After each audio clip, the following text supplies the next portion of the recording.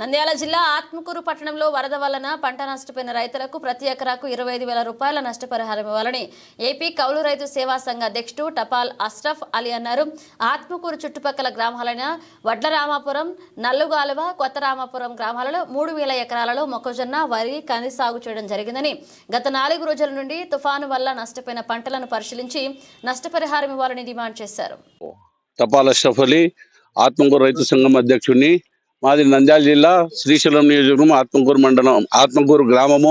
ఆత్మకూరు పొలిమేరలో ప్రధాన పంటలు మొక్కజొన్న మరియు కంది, సోయా చిక్కుడు.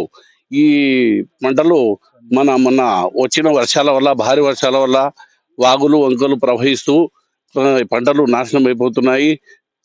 కాబట్టి మన ప్రభుత్వము చంద్రబాబు నాయుడు గారు తెల్లారు మన ప్రజల కోసం తిరుగుతున్నారు కాబట్టి రైతులను కూడా ఆదుకుంటారని మేము ఆశిస్తూ, మన రైతు వాళ్ళు కూడా మన మొక్కజొన్నకు, కందికి, మన సోయా చిక్కుడుకు ప్రధాన పంటలు కాబట్టి ఇవి నాశనమైనవి. కాబట్టి వరదల వల్ల దీనికి రైతులకు తగిన ఆర్థిక సహాయం చేయాలని, దాని ప్రకారం మన సబ్సిడీ కూడా ఇవ్వాలని, రైతులకు ఆదుకోవాలని ప్రభుత్వానికి, ప్రభుత్వ అధికారులను, మన గౌరవ ఎమ్మెల్యే మన బుడ్డా రాజశేఖర రెడ్డి గారికి అదే కోరుకుంటున్నాం.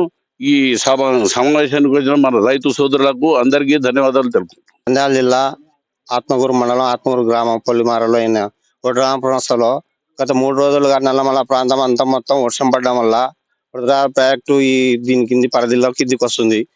ఆ ప్రాజెక్టు ఎత్తడం వల్ల మాకు మొత్తం పొలాలు పట్టుకొని పెద్ద భవనాసి పట్టుకొని మొత్తం పొలాల్లో 3% పంట పొలాల్లో పోయి మినుము, కంది, మొక్కజొన్న, సోయా చిక్కుడు, వరి అక్కడక్కడ వరి కూడా వేసుకున్నారు.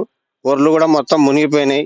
రైతు చాలా పెట్టుబడి పెట్టి ఇంతవరకు ఒక ఎకరాకు వచ్చేసి 10-15 వేల రూపాయలు ఇంతవరకు పెట్టినాడు. ఇప్పుడు మొత్తం నీటి పాలైపోయింది. అది ఆ నీటి పాలు అయినందుకు కలెక్టర్ గారు, సీఎం గారు కానీ, ఎమ్మెల్యే గారు కానీ అందరూ చొరవ తీసుకొని అంతా చూసి పంట నష్టం మొత్తం అందరికీ వర్తించేలాగా పంటల కల్లా అందించాలని కోరుకుంటున్నాను.